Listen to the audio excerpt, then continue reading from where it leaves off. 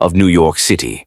In fact, his family has a long history in the Big Apple, starting with his grandparents.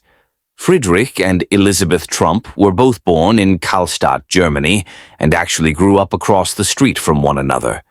In the 1880s, Friedrich ventured to North America, making a small fortune during Alaska's gold rush, operating restaurants and brothels.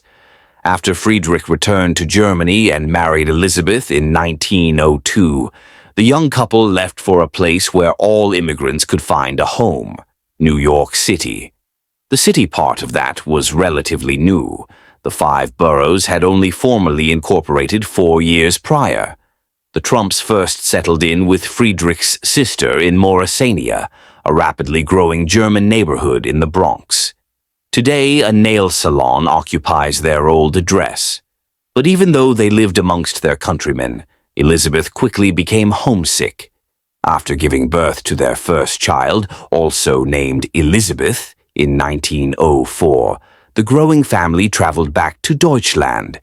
But the German government wouldn't allow Friedrich to regain his citizenship, claiming he had only left for America in the first place to avoid the German Empire's mandatory military service. So back to New York it was. They found their next home again in the Bronx, an apartment building that still stands today, now home to a liquor store. Elisabeth soon gave birth to their second child and first son, Frederick Christ, although he was known as Fred from an early age. A third child, John George, would be born 2 years later. To provide for his young family, Friedrich set up a barber shop in Lower Manhattan, shaving and trimming men of finance at 60 Wall Street, now the headquarters of Deutsche Bank. But Friedrich wouldn't be satisfied with cutting rich men's hair for long. He wanted to be the one in the chair. So, in September 1908, he bought his first property as an investment, a 2-story dwelling in the Woodhaven neighborhood of Queens. To supplement his income, he took up a job as manager at the German-owned Medallion Hotel in Midtown Manhattan. The hotel has since been demolished, and the property now exists as a parking lot. Soon after, the whole Trump family moved to Queens to be closer to Friedrich's real estate interests, settling in a 2-story house in Woodhaven, still a house today. All was good for the Trumps.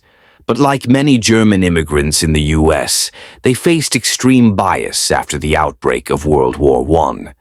To appear more American, Friedrich became Frederick Trump. Interestingly, his son Fred Trump would go on to further reject his German ancestry, claiming the family was Swedish in order to appeal to Jewish renters, a claim considered by his son well into the future. Back in 1918, America experienced one of its most dangerous epidemics, the Spanish flu. Influenza killed over 21 million people worldwide that year, including Frederick Trump. Elisabeth went on to manage her deceased husband's budding real estate company, now inside old Elisabeth Trump and Son, the son being Fred. Until he was of age, Elisabeth bought and sold property, built homes and arranged mortgages, all while selling for her neighbors on the side. Fred soon took over the business, and over the course of several decades, built it into the family empire his son Donald would inherit.